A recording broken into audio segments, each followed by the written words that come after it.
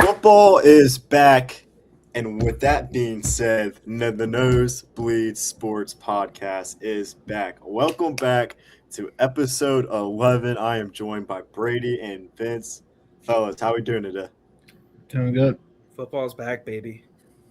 We got a lot to talk about, and we have a football-based podcast today. A couple rundowns. We're going to break down the AFC North division. The Bengals are currently playing a preseason game right now against the Lions. I'm pretty sure the halftime score is 10-6 Bengals. We're going to be breaking down a little Ohio State football schedule. And as well as the last segment of the night, we're going to have a little fun debate about a quarterback that gets talked about a lot in Josh Allen. But before we begin, I want to hit on some quick points real quick. Russell Westbrook, one of the biggest stars in the NBA, officially announces his retirement a couple days ago. Russ was one of my favorite players. I grew up watching the NBA. I think he's one player you could say that he changed the NBA for the good. He changed the style of the NBA like Curry did. It's sad to see because this is the era where we're seeing all these older guys we grew up watching finally getting old and retiring. What's your guys' thoughts, man, on Russell Westbrook retiring? It's rough, Grew up watching him, and just the way he played the game. I feel like a lot of people now are going to be looked up toward him if you're like a smaller guard and you can dunk the ball and do pretty much do it all. They're going to say, like you're just like Russell Westbrook. That's like that player that you're going to be, a comparison to. Mm-hmm. Just a great player. The triple doubles, he really could do it all. Maybe a little bit better on the threes, but he was, still fine. I mean, as a point guard, he really did, I feel like, change some aspects of the game. And yeah, it sucks. It sucks not gonna be able to see him, even though, these last few years he hasn't really been active on the court and as, his peak self. But peak Russell Westbrook will never be forgotten. So no, and I also like seeing KD's tweet today, just talking about Russ and what kind of player he is. And 2016 NBA, that's just peak. Dude, yeah, absolutely. NBA, the KD Rush drama, the Rush dancing to the Yeezy song. I think it was Why Not or something. I don't know, but just peak Russell Westbrook. Vince, you got any thoughts, man, about Russ? I'm slowly trying to get into the NBA, but from what I've seen, again, great career, and I think just got to end off on a good note there. And yeah, he's going to go down as probably one of the top players in the league. 2017 MVP, 2-time scoring champ, 3-time assist champ, 9-time All-NBA, 2-time All-Star Game MVP, 9-time All-Star, All-Rookie First Team, 75th Anniversary Team, all-time triple-double leader right behind the Big O from Cincinnati, 18 NBA seasons, second player in NBA history to average a triple-double during a season. That is number 0. That is Russell Westbrook, one of the greatest to ever play the game. But let's get to the other news. Let's get to the baseball diamond. I think Vince probably has some words for this one. Hunter Green is out for this season and next season after he just had Tommy John surgery. Vince, take this one away, man, because this one kind of came out of left field. This one I'm just sitting at home. I get CBS Sports notifications for like the teams and everything. I'm like, oh my god, Hunter Green out till 2028 potentially. And my thought here is just, I don't know what you do with Hunter Green after this. I honestly don't think he will be sticking around after this just happened. Yeah. But I just, and he's starting to go down with like the hip injury problem and all that, kind of similar to what we've seen out of Nick Lodolo and all that. But I think for the Reds, I think it's probably the good time to acknowledge that you need to move on from Hunter Green. I was very against them trading Hunter Green at the deadline just because, let's face it, I think he had one of the best seasons last year. I think last year. And you kind of look in the future like, man, you get Hunter Green locked up. You already got Chase Burns locked up. That's a deadly 1-2 punch. But seeing Hunter go down, I'll be surprised, Brady, if we see Hunter Green ever pitch in a Reds jersey again. I would be too. Absolutely. Yeah, it sucks. He was like supposed to be the big thing for Cincinnati. He kind of was for some time, but the injuries, man, they're really starting to catch up to him. And 2028, like that seems like a while away, man. And It's crazy. And I mean, we might not even get a season next year. yeah, So I mean that is true, but still, I think at some point you do got to move on from him. The injuries and all that. It's not good. You know, if you're going to, I believe it's the second Tommy John. Is that correct? Second, like second already. I mean, it catches up to you fast, man. Right. I mean, look at a player like TJ Antoni. I think he's had 3 Tommy Johns or something like that. Crazy. And he's still pitching. I mean, it's unbelievable. But most people, it's like you're not going to be able to survive after and be able to pitch consistently like that again after getting like 1 or even 2 Tommy Johns. But you also got to think TJ's a bullpen pitcher too. So he is a bullpen pitcher. Yeah. Yeah. We're going out there and he's pitching 100 pitches about every night. I mean, but it sucks. Derrick Rose, bro. Compare to Derrick Rose. That's a good comparison. That is a good comparison. I want to give my shout out there to the Reds front office for locking up Chase Burns to that new contract. I mean, that was pretty huge. It's something. I think Chase Burns is going to be better than Hunter Green, if he's not better right now than Hunter Green. But that's a little quick hits before we get into our main segment, the ice-breaking question of the week. We got one question. I think this is going to be an interesting one. What was one time in your life when you loved being a sports fan the most? Is there a certain era? Is there a certain moment? What you guys got for me?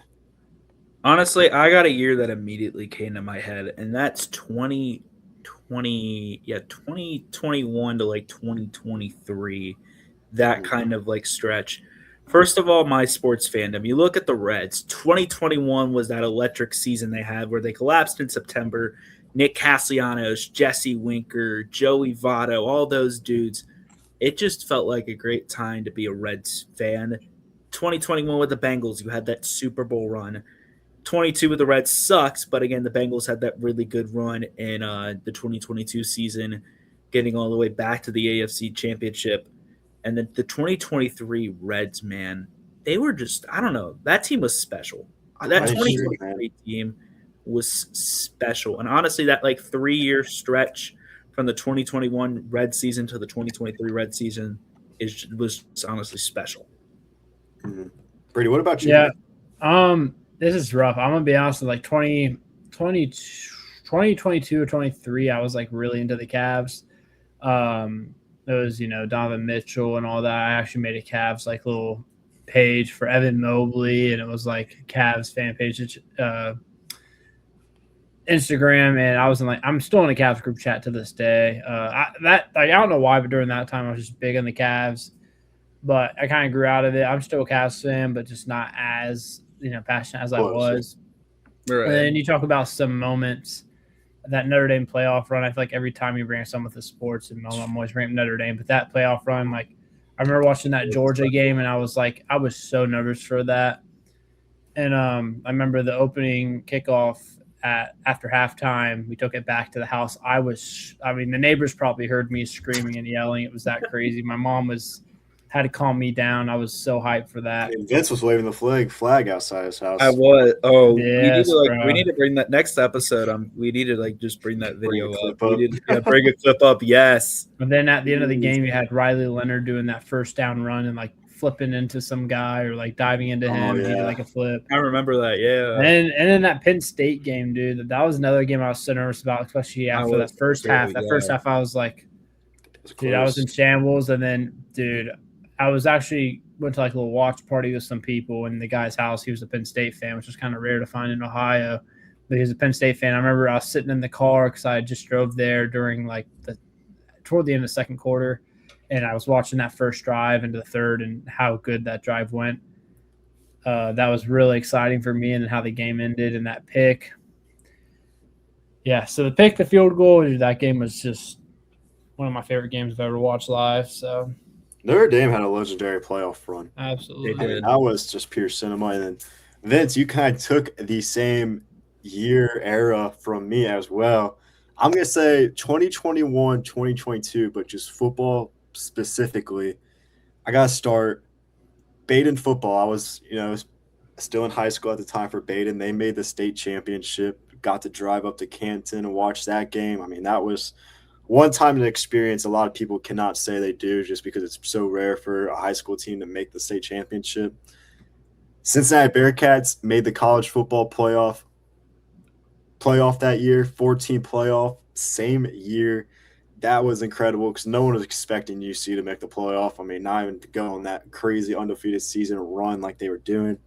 And to cap that off, the Bengals went to the Super Bowl that same season, had a legendary playoff run, the legendary game against the Titans where Burrow gets sacked 8 times and still wins the game, the legendary game against the Chiefs in the championship game, and to get to the Super Bowl. And yeah, all teams might have went 0-3 in all 3 of those games, but I wouldn't change that for the world, man. That was just peak sports fandom for me, just seeing all my teams just get to the top level. And if I could go back to that time period, I 100% would. And it's crazy to think about, like, all those teams went to either the playoff or the championship that year. If you really take a step back and look at it. So another one that kind of sticks out to me too, I was just thinking about the 2023 Ravens. I know you guys aren't Ravens fans, but you have to be honest, that team was – Is that the year they went to the AFC Championship? Yeah, and lost. Yeah. That game still traumatizes me. I was with Zach and that Zay Flowers fumble and the PI. I mean, that was a legendary game too. Can't get away from it, but that team was so special. It sucks we didn't beat Mahomes, but see, I try to forget the 2023 year because Burrow snapped his wrist against the Ravens that season. Yeah. So. But hey, let's transition to AFC North talk. We're gonna start a nice little new segment heading into the NFL season. We're gonna be breaking down each NFL division every show going up to the NFL season. It might carry on to the NFL season for like 1 or 2 weeks, but that's fine. We're going to start off with the division we know the most, and that is the AFC North. A couple storylines just going into it overall. 3 new coaches in the AFC North. The Steelers replaced Tomlin. The Ravens replaced Harbaugh. The Browns got a new coach. There's a lot to discuss, and Zach Taylor somehow, some way saves his job out of all of those coaches. Is there a team you guys want to start with? You want to start with the Bengals? You want to start with the Ravens? What are we thinking? Don't matter to me. It doesn't matter to me either. Well, let's start with the Bengals. I don't know about how you guys want to do this. I got a couple points that we could talk about, but the Bengals this offseason just has been defense, right? It's been trying to fix that defense because it has let everyone in the building down. It's let Joe Burrow down. It's let Jamar Chase down. Jamar Chase went for a triple crown in the 2024 season, and the defense was crap that year. And they make all these offseason additions, right? You get Brian Cook, Boye Mafe, Jonathan Allen, Kyle Duggar, Dexter Lawrence. And getting a guy like Dexter might be the biggest talking point in this offseason. But what do you guys think for the Bengals? Is this the year they make a move? Is this the year they make some noise, finally getting back to that 2021, 2022 Bengals era, if you guys would like to say? Vince? I think so, honestly. I think with the moves on defense, the Bengals have been aggressive in free agency for once, I feel like, in my life. Because the Bengals are known for never being aggressive in free agency. You're never making those signings, but recently they have. And I feel like this year they were the most aggressive, trying to improve that defense that has been one of the league's worst since 2023. They do that. And honestly, I'm just really excited to see what this team could do. And I think those defensive moves can help the Bengals elevate them, obviously with the injuries we had last year, all that. But I think making those moves now with the defense could be that like little thing that gets you into the playoffs. And nothing on the offense for the Bengals scares me at all. I would say wide receiver 3 is a true battle right now between Andre Yoshevich and the rookie out of Georgia, Kobe Young. Mm-hmm. I mean, that's going to be interesting. I know Kobe Young has some catches already in this preseason game, and Yoshi should be concerned. But this offseason, this whole storyline for the Bengals is defense this, defense that. Brady, what's your thoughts as a Ravens fan seeing the Bengals make these defensive moves and finally doing something? Yeah, it's actually good to see. The defense has not been well at all. But me personally, I think the Bengals have the highest ceiling in the division. I think, everything starts with Joe Burrow. Obviously, if Joe Burrow can stay healthy and playing at the level we've seen from him when he's at his best, I think they become one of the most dangerous teams in the AFC and the AFC North. And, you also have Jamar Chase and T. Higgins. And, those are probably, two of the best receivers in the league. Maybe not for T. Higgins, but he's up there, I would say, in top 15, maybe even top 10. Yeah. So you already have great targets for your quarterback and one of the best quarterbacks in the league. And honestly, the best 1-2 receiving combinations in the NFL. But I just think, I don't know. I feel like it wouldn't shock me if the defense still found a way to, mess up or not be to the ceiling that they are given, I feel like. But, I feel like I have a big question, though, is kind of like what you said, Zach, is this officially Super Bowl or bust for Cincinnati? And I feel like at some point you can't keep wasting elite quarterback play. You got Joe Burrow, Jamar Chase, T. Higgins, and now on the defense you got, Dexter Lawrence. But, I mean, just with those names like Burrow, Chase, and Higgins, they should give Cincinnati enough offensive firepower to compete with anybody. But the last couple years, I mean, Burrow's been getting injured. He hasn't, something's been going on with him kind of. And, we're missing the playoffs. So I don't know. I think this is a big chance. I think you got to make the playoffs this year 100%. But Super Bowl, I don't know if I can see the Super Bowl for him, to be honest. I mean, if they do it, I wouldn't be surprised, but I would be a little bit like I didn't see it coming. You know what I mean?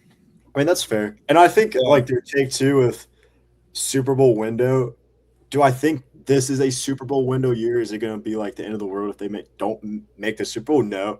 But they at least got to make the playoffs this year. There's a lot to do about this offseason. I mean, Zach Taylor is on the hot seat. If Zach Taylor does not make the playoffs this year with the Bengals, he's got to be on. I think he has to go. Because you just can't waste. I mean, you're entering the prime of Joe Burrow and Jamar Chase and T. Higgins. You know what I'm saying? Those are years you cannot waste because you can never get those years back. But I'd like to say Super Bowl window, I think there's a Super Bowl window this year and then the next 2 years. You know what I'm saying? I'm waiting for that Burrow contract to get up. I'm waiting for that Jamar Chase contract to get up. I'm waiting for that T. Higgins contract to get up. But I would say our Super Bowl window is in that 2 to 3 year range. But like I said, man, if the Bengals, you just got to make the playoffs and see what happens because I trust Joe Burrow and Jamar Chase and T. Higgins to do some magic in the playoffs. So that's a little Bengals talk. They had a preseason game going on right now where Orlando Brown almost got Joe Burrow hurt. So I don't know. I'm kind of concerned with that. A wide receiver to watch out for is Kobe Young. We're going to talk about him a little bit more in our preseason preview, but let's get into Brady's team. That's the Baltimore Ravens. That's just in time. The Baltimore Ravens, guys. This is talk about a crazy offseason for the Baltimore Ravens. Try to trade for Max Crosby, trade 2 first-round picks for him. That fails. You go out, you lose Tyler Linderbaum, probably based off. Yeah, that was rough. And Isaiah Likely. Use Isaiah Likely, but you get Trey Hendrickson. I mean, this guy has led the NFL in sacks for the last couple of years, but those training camp videos are not looking promising. Oh yeah, I've seen that. Brady, what's your thoughts, man, with the Ravens just going into this season? Yeah, it's one of those things. A lot of people say with a new coach how under that first year probably not going to be great, but I honestly think. Some reasons why I think they can win. I think until somebody actually takes the division from Baltimore, they're the team to beat. Obviously, the Steelers done it. I don't think that would have happened if that field goal by Tyler Loop was botched. Absolutely. That was just a really rough game to watch for me just because I thought we had a chance after that crazy grab. And I just want to say this, even though it's not part of my thing. I would much rather have Isaiah Likely over Mark Andrews' hot take. That's not a bad take. I really like Likely. I love him. I really like Likely. Well, I was going to say, you got Lamar Jackson, one of the most dangerous quarterbacks in football, running, throwing, even though he's kind of had a little down year. Again, he's kind of like Joe Burrow a little bit where it's hard for him to, stay healthy the entire season. You're going to see him probably get injured and probably miss a few games this year, to be honest with you. But he has Derrick Henry as well in the backfield. You got probably the best running back in the league, top 5 for sure, probably top 3, and the league's most physical rushing attacks that the Ravens pretty much have. And I think that's like a nightmare matchup with them too. And then you got now Jacoby Lane. I think he's going to be a great player. I've seen some stuff of him that he's pretty much a sleeper, I would say. And you got Zay Flowers, one of the most shiftiest, fast players in the league. He is incredible when he's at his peak as well.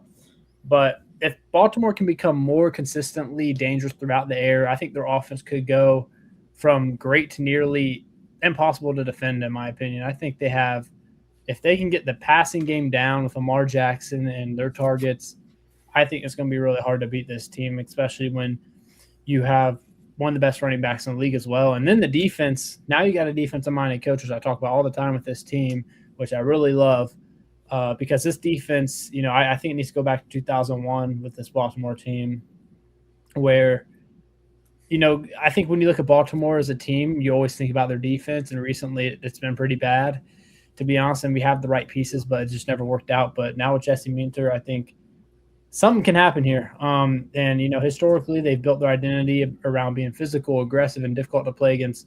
And I think if the defense remains elite, if this year they end up being good, I think Baltimore doesn't have to score 35 points every week to win. So yeah, I think Jesse Minter's huge for this Ravens team because I think the first, I want to say 8 weeks of the season, the Ravens were like dead last in the rankings and defense. I mean, they were right there with the Bengals. And then Lamar gets hurt. And it was an up and down year for the Ravens last year. But, Absolutely. I mean, listen, it came down to the last game of the season for them to win the division. And like Brady mentioned, it was a close game, but the Steelers closed it out. Like Brady mentioned, if you got Lamar Jackson and Derrick Henry, like, you're going to be good regardless. Right. That's one of the deadliest 1-2 punches in the NFL. And my only concern with this Ravens team is their O-line, right? The Ravens offense is very run-heavy. But I don't know, man. Their projected O-line is Ronley Stanley at the left tackle. This rookie first-rounder, I don't even know how to pronounce his name. Center Ethan Poick. He was with Cleveland. He had an up and down year with Cleveland. Right guard John Simpson and right tackle Roger Rosengun. I'm concerned with the Ravens O-line because a lot of those guys have experience, but they've had up and down NFL seasons. But I think if Lamar can just do what he needs to do and get in out of the pocket and get those running yards, I think the Ravens will be fine. And I was also going to mention Jacoby Lane because, I mean, the Ravens reporters are talking like this is like this incredible wide receiver. And the clips are insane, though. Like, I'll give the Ravens reports credit. Like, Jacoby Lane looks really, really good.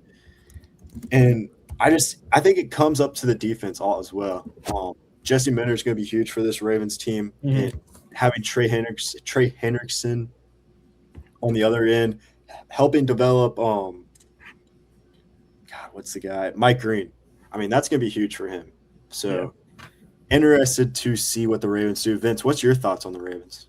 Yeah, I mean, again, that O-line was very questionable, the defense, but I think with Minter now in there for them, I think that defense is going to be getting a lot better. But again, if their O-line is able to protect Lamar Jackson, I think it's going to be another good year for the Ravens. And again, tough break what happened to them last year in that Week 18 game against the Steelers. But if you are able to get yourself somewhere comfortable in the division where you don't have to worry about the last week of the season, I think I could see that Ravens team doing that.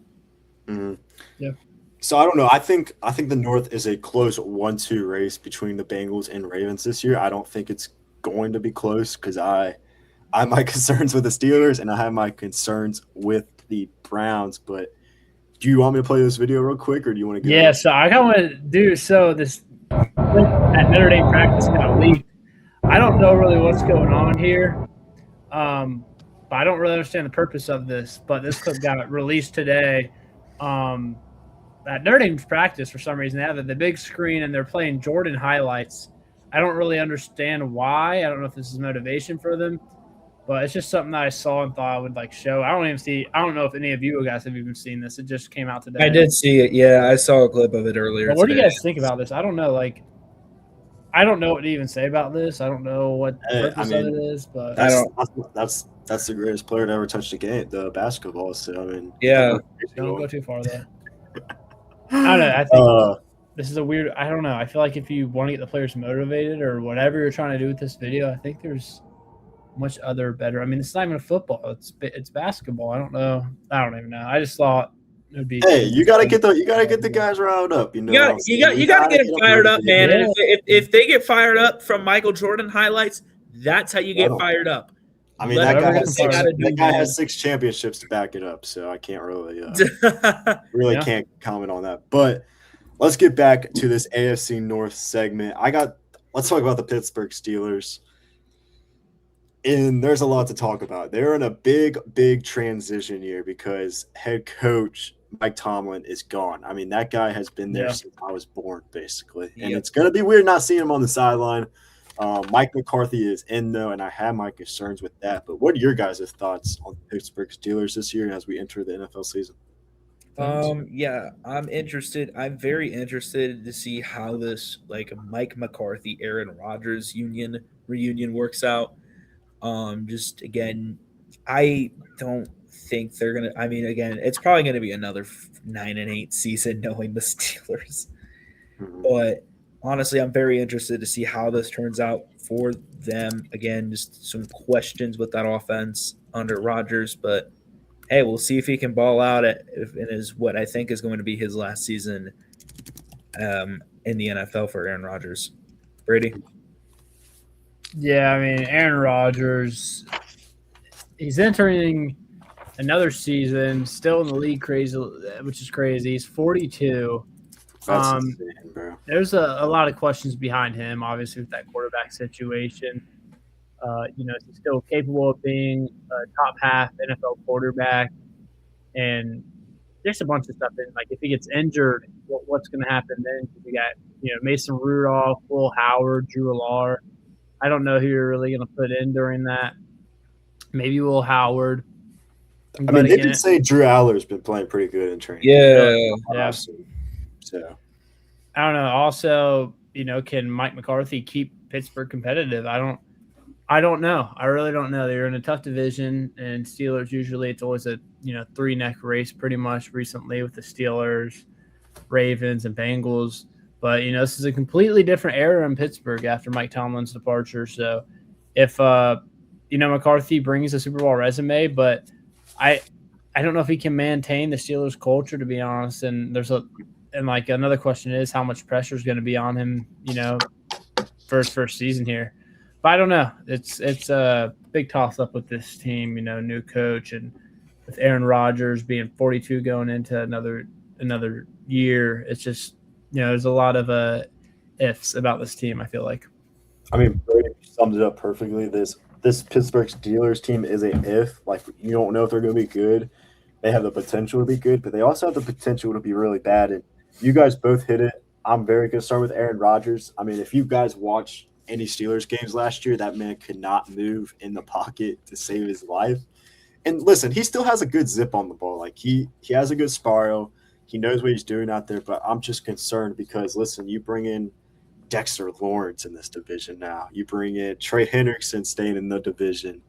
You got all these tough defenses. I know Myles Garrett's out, but, hey, Jared Verse, he's back in the division. I'm concerned with Aaron Rodgers. Seeing what he could do and seeing what he could do for that Steelers team. But the positives, they did bring in Michael Pittman this offseason from the Colts. He's gonna be wide receiver 1, so it gives Rodgers that true X. But I don't know, man. The defense is very good, but they're old, right? Like Jalen Ramsey getting younger, Cam Hayward's not getting younger. TJ Watt, I mean, he's been injured, but like he's had up and down years like the last 2 seasons. Like he has not been prime TJ Watt. It's a new coaching situation, so you just don't know. But I'm very concerned with the Steelers team because I just don't see how they can keep up with the Bengals or the Ravens this year in the division. Yeah. Honestly, at the end of the day, too, it's their ceiling could ultimately just depend on whether an aging quarterback can outperform Lamar Jackson, Joe Burrow over 17 games, Like, I don't know. You got two of the best quarterbacks in the league. I mean, you got one that used to be at the top of his game, and now he's 42. So it's going to be hard to come out of that division, I feel like. I mean, and we're not saying Rodgers is bad or anything. No, We're just not at saying, all. like, Right. listen, he's not getting younger. You know what I'm saying? Like, every team got better, and I just don't know, man, with this Steelers team. I don't know. But let's get into the team that has been complete brown in this division. That's the Cleveland Browns. Probably the biggest storyline this offseason with them, trading Myles Garrett to LA to get Jared Verse. I mean, that's a questionable move. You Very get questionable. Coach Todd Monken, who, listen, this guy has no like head coaching experience. Yes, he's been assistant coaches, he's been to OCDC all over, but this is his first time being a head coach. I mean, I think he's in his 70s or 60s, so I'm concerned with that. And I think the Browns are going to name Deshaun Watson quarterback one. Yeah, that's one of the big things I think. That's crazy to me because, in my opinion, I Yeah. think Shador did not play bad last year. Now, did he play great?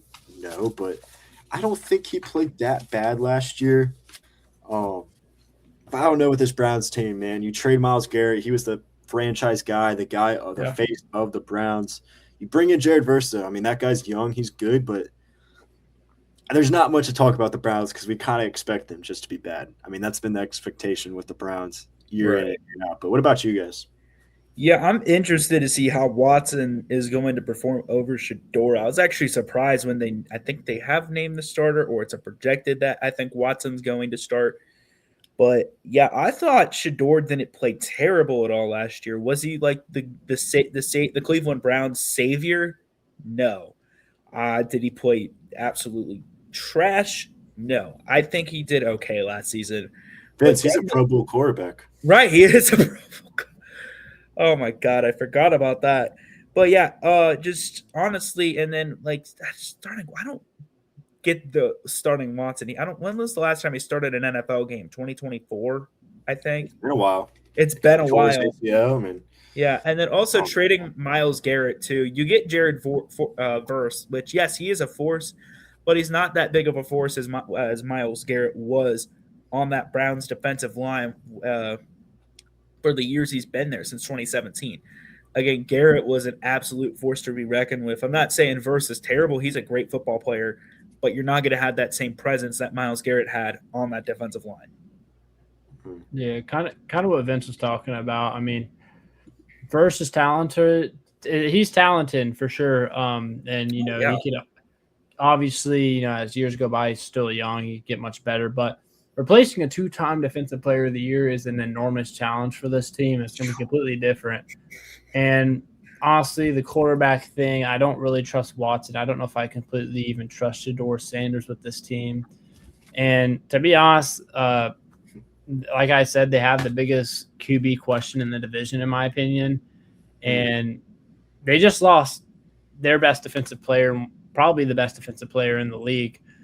And the betting market currently has Cleveland as a massive long shot compared with Baltimore, Cincinnati, and Pittsburgh. I don't think this team is even going to come near the first spot. I think they're going to be dead last. Oh yeah, but probably, yeah. I mean, I wouldn't be surprised if they, shock the Ravens or anything. But I mean, there's not really much to talk about. I feel like with this team, man. I mean, I don't know. I think the Browns always play division opponents really, really good. Yeah, that is true. They get out opponents. I mean, they get rocked. And that's the weird thing about them, dude. They're like, I don't know how to they're not hard to play, but they're very hard to game plan around. And that's when they had Myles Garrett. Because, I mean, you're focusing on stopping. I mean, Brady said the best defensive player in the league. I mean, I think he's the best defensive player of all time the NFL's ever seen. So, I agree. Myles Garrett's gone. Deshaun Watson, I don't know if you guys seen any of the clips from the Browns training camp. I mean, he's throwing noodle footballs out there. I mean, they just don't look good. I mean, he's throwing interceptions left and right. I don't know, man. I think – is it a hot take to say mid-season we're going to see Shador take over? I wouldn't be shocked. I don't think it's a hot take, honestly. I think that's probably what's going to end up happening. I really don't think Shador's that bad. And yes, he's not good, but I think he's good, an average NFL quarterback. But that's a little breakdown of each team, and this is my next discussion to cap this off. The Steelers, it took the Steelers 10 games, 10 wins to win this division last year. It came down to the last game, though, against the Ravens in that field goal. How many wins does it take this year for the first place team to win this division? I got 12. I got like 12 or 13 wins. Because I think the Ravens and Bengals are just going to be neck and neck, and I think it's going to come down to that New Year's Eve game. Yeah, I think I can see agree. 13. I can see 13 wins. I could very much see 13 for this division. Because I think it's neck and neck with Bengals and Ravens. I don't think the Steelers are going to get close. I don't think the Browns are going to get close. But let's cap this off real quick. We'll each break down who's going to be first, second, third, fourth in the division. Vince, you want to start it off? I will start it off. So I think the Bengals are going to win the division. The Ravens will be very close behind. That's going to be that neck and neck race. I think the Steelers are getting third, and the Browns are going to be down in the depths of the basement at fourth. Me personally, I have to go Ravens at number 1. I'm sorry. I'm going to put Bengals 2, Pittsburgh 3, Cleveland 4. That's fair because the Ravens are the favorite right now. They are, yeah. Sportsbook to win this division, but I got the same as Vince. I got the Bengals winning this division. I think if you get a healthy Joe Burrow, you get this defense. I mean, this defense doesn't even have to be top 10 or top 15. They just need to be like in that 18, 17 mark. I think the Bengals going to win this division. I got the Ravens getting second. As I said, I think this is going to come down to that New Year's Eve game, and I think it's going to come down to the last play. So I got the Ravens second. I got the Steelers third because it's just like Brady said, it's a big if on that Steelers team. And like the city, I got Cleveland last in this division. See, I would have had the Bengals first if Zach Taylor wasn't that coach. I just don't like Zach Taylor, dude. I really don't. See, that's the talk. Like, we could talk about this because I've been thinking about this all week. Like, I don't think Zach Taylor's that bad of a coach. Like, is he? I don't like Sean Payton. I don't think. No, he's not like the next Sean Payton or Bill Belichick, but he's not like a. I don't know. You can't. I just think the front office put him in that position to fail the last couple of years after the AFC championship. I don't know. Yeah, I mean, he has the people. He has Burrow, Higgins, Chase. I mean, I don't know. A dead last defense last year. Yeah, a very dead last defense. But I mean, that's something you could have worked on. I don't know. I mean, that's not for another time. Yeah, we could go into Zach Taylor deep down, but let's move. I do kind of want to bring up something though before we move on. Have you guys been seeing? I know we talked about the Patrick Mahomes, the Chiefs training camp, whatever. But have you guys been seeing all the fights that have been going on with that team? Kenneth Walker just joined that team, this offseason. Crazy. He's already gotten like 2 or 3 fights already with them. It's a mess in Kansas City. I'm not going to lie. It's insane. I keep seeing these fights. And this is wide receiver Cyrus Allen. He went to Cincinnati. He's been killing it in Chiefs camp. And, I mean, they're full-on tackling Cyrus Allen. Yeah. And he got banged up in the first week. He just got back, and he just got hurt again. Because they're like, it's crazy over there. Yeah, it definitely is. Andy Reid, man. The Chiefs are gonna. We can talk about that later. But let's get into our next segment. This will be quick. Bengals preseason opener. It's going on right now. I think the score is 13-10 Lions. I think they 13-6 Bengals at the end of the third quarter. 13-6. Joe Burrow played 2 drives. I think he went 3 for 5 with 40 yards. He got sacked once. Orlando Brown almost killed him, but Burrow was able to get the ball out. I don't know. Some takeaways I just had, like, first drive for the offense, they're trying a lot of more under center. And I think fans have been begging for that because how successful it has been. I mean, you can look back at the Niners game in 23. I mean, that's all they did. But that first drive was all under center. I think Burrow is still trying to get used to it, but I think he'll be able to develop.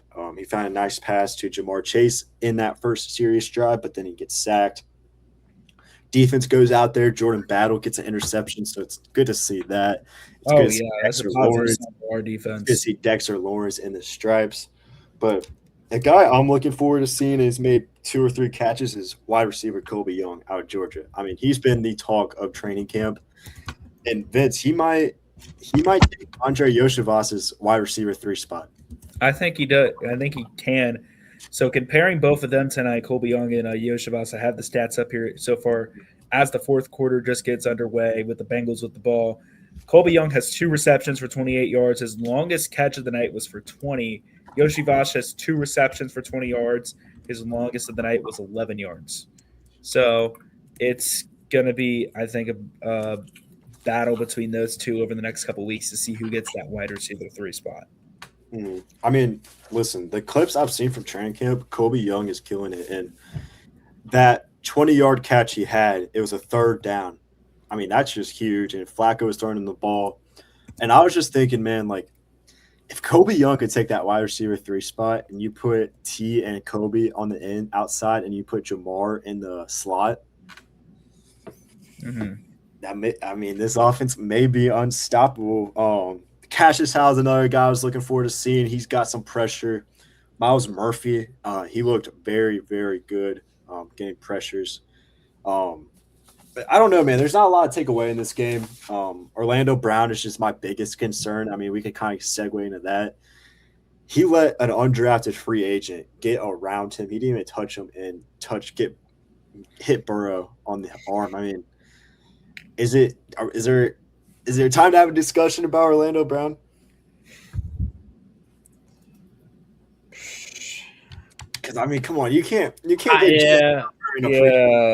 You can't be doing that. I know it's a preseason game. I get it. It's the first time you're on the pads. You're truly hitting. You're truly facing competition. But if the Bengals keep planning to continue like starting their starters in these preseason games for a couple series, these are not issues that can be continuing with Orlando Brown. Yeah, it's crazy, but I mean, it's going on right now. Bengals are winning 13-6. Joe Flacco looked really good. Josh Johnson looked really good. So let's see, man. I'm interested to see this preseason. I think there's a lot to talk about with this Bengals team. But let's segue into our next segment. We're going to discuss Ohio State football. We've been doing schedule breakdowns of all these college teams, and Ohio State, I think, is next. They bring in Julian Sains back. Jeremiah Smith is back. They bring in key pieces into this defense. What's your guys' thoughts on this Ohio State team? I mean, hey, college football season is upon us. It's very exciting. I'm so excited for that. But, it's Ohio State at the end of the day. They're going to be good, I believe. They got the squad. They got the money. Let's be honest, it's definitely going to probably be a playoff team. But, again, they have a lot to prove, since they lost a lot of talent to the NFL. But, again, it's Ohio State. So, I don't know. You got Julian Sain, a Heisman contender. So, you got Jeremiah Smith as well. Yeah, it's Ohio State. I mean, they've replenished talent every year. You got Jeremiah Smith for one more year. One player I'm very interested to look forward to see how he does is Chris Henry Jr. It's his freshman year this year. I'm very interested to see if he starts, and I'm very interested to see if he does, how he does in this Ohio State offense. But, yeah, I mean, it's, again, Ohio State. They're able to replenish that talent, bring the talent they lost, to kind of like able to get players and all that. But I'm very interested to see how they do this season. I agree with what Brady said. This is always going to be a team that's always going to be a consistent college football playoff contender. Yeah. All right, let's break this down, guys. Week 1 at Texas. This is a big one. Arch Manning. I thought week 1 was against Ball State. Hold on. Let me pull up the schedule. I think Texas is week 2. It is Ball State. My bad. Week 1, Ball State. That's a win. Yeah, that's an assumed win. Yeah, I think we're all going to go win there. Brady, win. Definitely win. All right, week 2 at Texas. This is a 50-50 game, in my opinion. This is a very much a 50-50 game. I really like Arch Manning. I think I got to go Texas here. Honestly, for the past 2 times Ohio State's played Texas in that semifinal and the opener for last season, both those times, they seem like the only team with an answer to Jeremiah Smith and being able to contain them. Yeah. And then this being in DKR, I think Texas sneaks away with the victory here. Mm-hmm. Yeah, this is Ohio State's biggest early season test by far. You're sending a relatively inexperienced team into Austin against an elite SEC opponent, in my opinion. I think if Ohio State wins this game, everybody's going to start taking the Buckeyes extremely seriously if they aren't already. But to be honest with you, I'm taking Ohio State here. I don't know why, but something just tells me like as bad as I want Texas to win because I despise Ohio State. I'm seeing it in my head of just Ohio State winning this game on the road. So I'm going Ohio State. I think it's going to be tough for Ohio State to Yeah, go. I agree. But I agree. me and Vince outweigh Brady there, so we're going to go loss for Ohio State. They will start 1-1, and then they play Kent State week 3. I think we can all say that's Automatic win. A win for the Buckeyes. Week 4, Illinois at home. I think we could say win. I think it's going to be a tough game. Illinois has proved tough these last few years under Brett Bielema, but I think this is going to be a win for the Buckeyes. Is it Kent State next? Maybe I'm wrong. It's Kent State Illinois? week 3. Yeah, and because then Ball State, Texas, Kent State, and then Illinois. Yeah, okay. Illinois, yeah, I think it's Ohio State win. Yeah, I'm going to go Illinois as well. Next week at Iowa. You mean Ohio State? Ohio State has historically struggled in. You said it. I'll take Illinois as well. Oh, I mean Ohio State. My bad. I'll take Ohio State in this game. But next week, Ohio State goes to Iowa. I think this could be a trap game. I don't know. Ohio State, I feel like, has historically struggled against playing Kirk Ferentz and at Kinnick Stadium in Iowa. Buckeyes pull away with a very, very close victory. But again, don't expect this to be a very big trap game for the Buckeyes in Big Ten play. Yeah, I'm going to have to take Ohio State here. I mean, Iowa, usually has the defense, but again, we see it pretty much every year. I'm taking Ohio State beating Iowa on the road. I'm going Ohio State too, but I think this is a game where Ohio State wins 17-10, 10-3. I think it's going to be close for the Buckeyes. Next week, they play Maryland at home. I think we can all say that's going to be a win for the Buckeyes. Yep. I'm picking Maryland as well. You mean Ohio State? Or, yeah, Ohio State. I know what you did. Oh, yeah, come on. Man, what are you doing? Wow, what is going on here, fellas? Next week is brain probably dead the biggest game of the season for Ohio State. It's at Indiana. Oh, Cincinnati, Big Ten rematch. Indiana's trying to go for that Big Ten team. I think it's going to be the Buckeyes. Yeah, Brady. Yeah, I'm picking Ohio State here as well. I think Indiana lost too much. Obviously, I Kirk Cincinnati, but again, you lost your Heisman quarterback, and you lost a lot with it as well. I mean, Ohio State lost a lot, but I see Ohio State winning this game. It's so hard because Indiana has proven like they can beat Ohio State, but like Ohio State has been this powerhouse for the last 10 years. So I got to go Ohio State, but I don't know, man. I think Indiana could keep it close in this game. So we'll go Ohio State with this one. The following week, they go at USC. So, I mean, that's a tough 2-game stretch at USC the next week. I think USC, honestly, is another trap game for the Buckeyes playing out in the Coliseum. But I think the Buckeyes handle their business. I think Ohio State takes this one. Yeah, this is going to be I personally think it's going to be a tough game. You're going to, play USC here. And USC, they can be tough at times. But I don't think they're as tough as Ohio State. I'm going to pick Ohio State again. Another trap game, but I think USC can win this because the following week they play Oregon at home. I mean, that might be one of the toughest 3-game stretches in college football. Yeah, that is pretty rough. Vince, you want to take it away here? What are we thinking? Yes. So for Ohio State, Oregon, again, that's another one of those games. I think it's going to be a very, very tough environment there. But personally, I got to pick Ohio State, man. I think it's going to be the Buckeyes at home. So before Brady goes, I just want to say I got Oregon in this game. I think Ohio State just has that stinker in the middle of the season. That is true. That is very true. they never play Oregon good. Like Oregon always has Ohio That State. is definitely true. That is true. So I'm going Oregon with this matchup. Brady. Yeah, I think this is a tough one for people, I think, to say here. And originally I was going to pick Ohio State here, but now I think I'm going to flip my pick here. I'm taking Oregon this game. I think, Oregon enters the season ranked number 2 in the preseason coaches poll, right behind Ohio State, and they have Dante Moore, which hopefully this year he can have a better year than he did last. And they also are bringing back 8 defensive starters, which is already giving them a ton of experience on that side of the ball.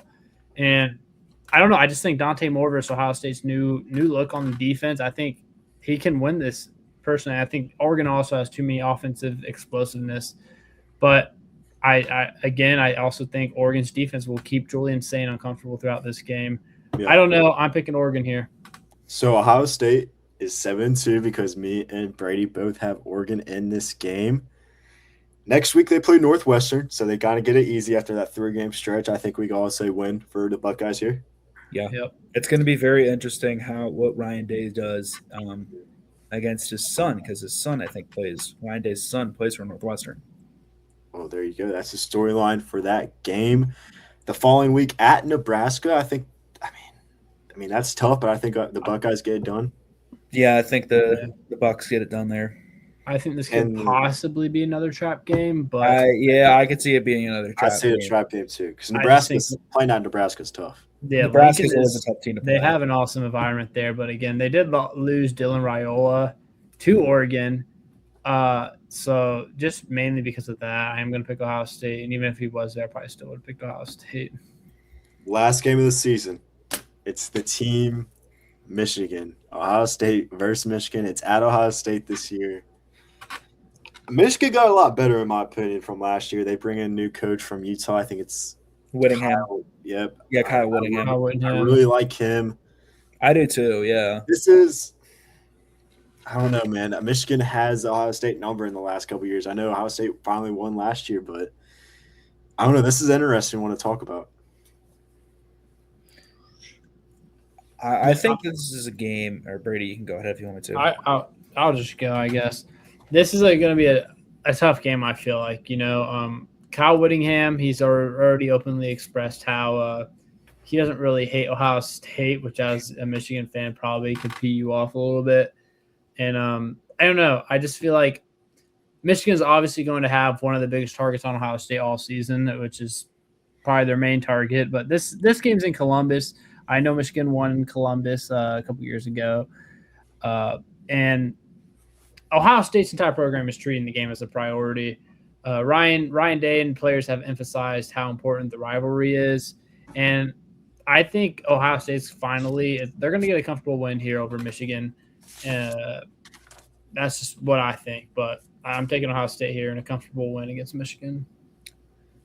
The last time Kyle Whittingham played Ohio State when it was at Utah was, I think, that 2021 or 2022 Rose Bowl, where it ended like 48-45 and the Buckeyes got a walk-off field goal. I think it's going to be like that game a little. It's going to be high scoring, but I think the Buckeyes get a comfortable victory here over Michigan. I think this Michigan squad's a lot improved from the previous seasons, but I think Ohio State wins comfortably to finish that year 10-2.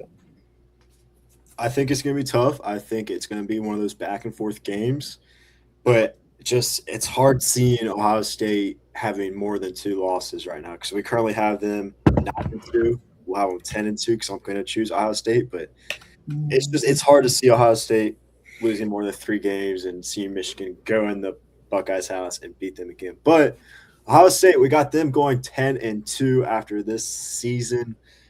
I don't think that's surprising. I think that's a very good ranking for them. I think that 3-week stretch of Indiana, USC, and Oregon is going to be tough, and I think that game in Texas is going to be tough. So, anything more on Ohio State? I think we covered it all. Yeah. All right, let's get into this last segment. Me and Vince kind of talked about this in the middle of the week. I wanted to have a nice little debate about this because I think this is going to get the people talking. In my opinion, Josh Allen is not a top 3 quarterback in the NFL. Now, that might seem a lot of crazy to sports fans, especially NFL fans, even more Bills fans, but let me rattle off my points real quick, and we can discuss. I can make the argument Josh Allen's not a top 3 quarterback. First things first, I'm not saying he's not a bad talent. I mean, Josh Allen is incredible.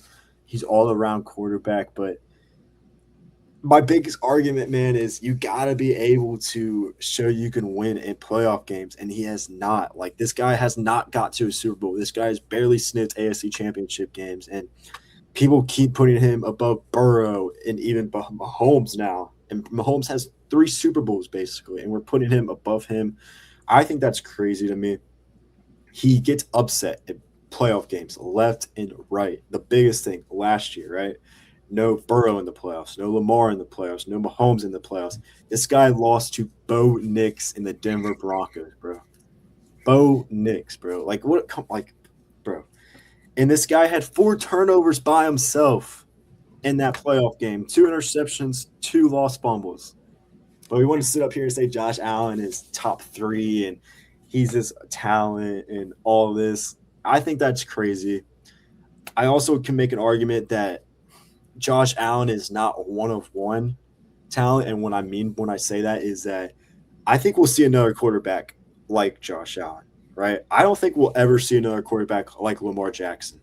I don't think we'll ever see another quarterback like Patrick Mahomes. I think you can make a case with we'll see another quarterback like Burrow, but I'm going to make the argument that you will not because I think Burrow just has so many intangibles. But I think you'll see another quarterback like Josh Allen. My top 3 quarterbacks are Burrow, Mahomes, Lamar. And we could talk about ranking those, but Lamar Jackson is 10 times better than Josh Allen, in my opinion, because Lamar can do it all. Mahomes has the Super Bowls to back it up. And Joe Burrow has Josh Allen's number. I mean, he's beat him in the regular season. He's beat him in the playoffs. And, yes, the Bills beat the Bengals last year, but the Bengals really beat themselves in that game because Burrow had those 2 interceptions. You know what I'm saying? But I kind of want to discuss this. What's your guys' thoughts? Because I think Josh Allen is one of the most overhyped, most overrated quarterbacks in the NFL. I think last season especially, proved your point there. For the Bills, they lost the division, but I think they had one of, if not the easiest paths in the playoffs. I mean, I think they played the Jaguars in the first round. Got the win there. And that game was close. That game was close too. They almost blew that game to the Jaguars. Mm-hmm. And you had Denver.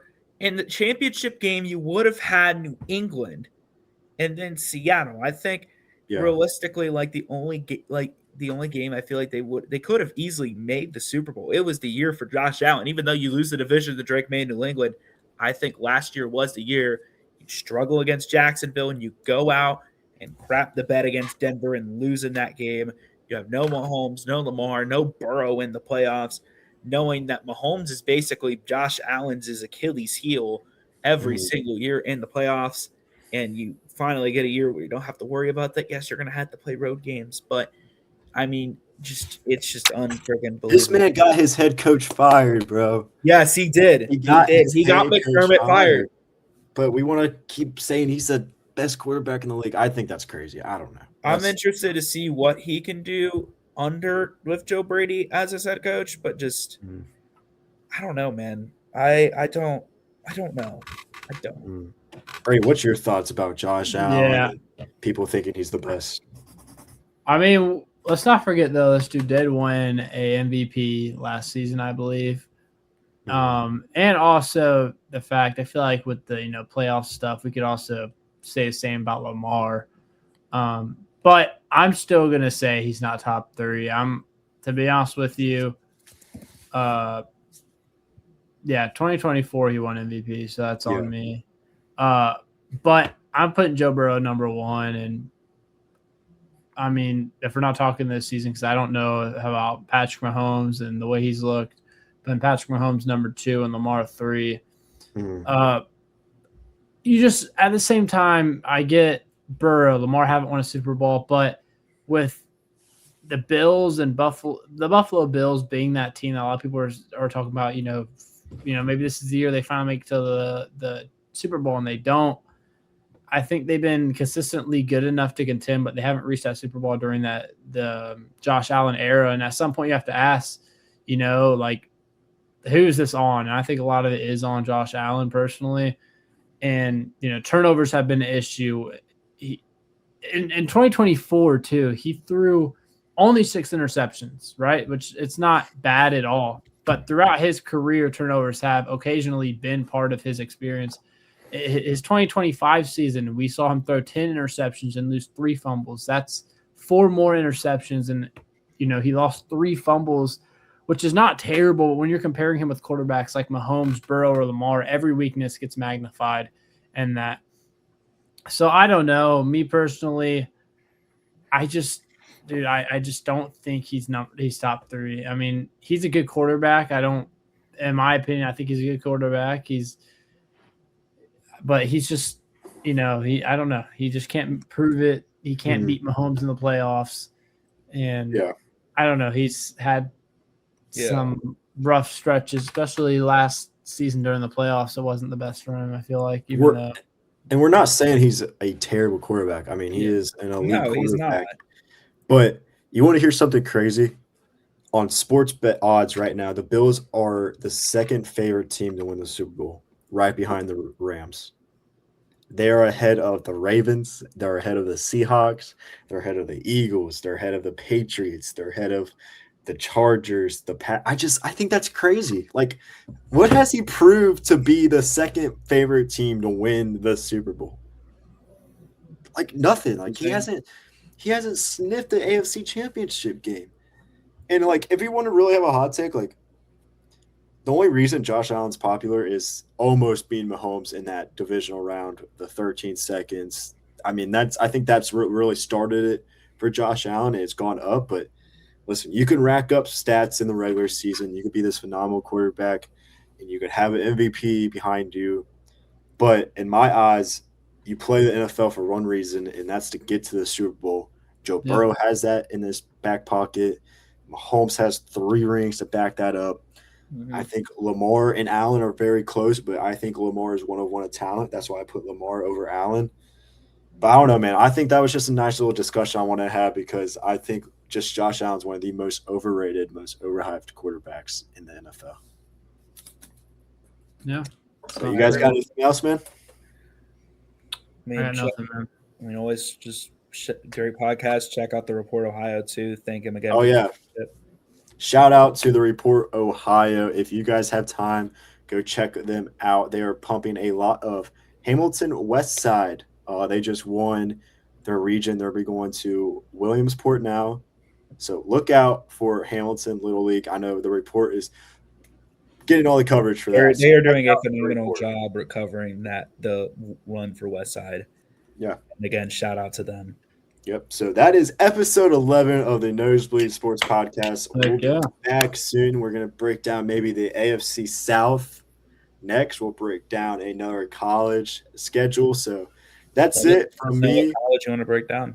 Yeah, let us know in the comments what college you want us to pick. But that's it from me. That's it from Brady. That's it from Vince. That's episode 11 of the Nosebleeds Sports Podcast. We will see you guys again soon.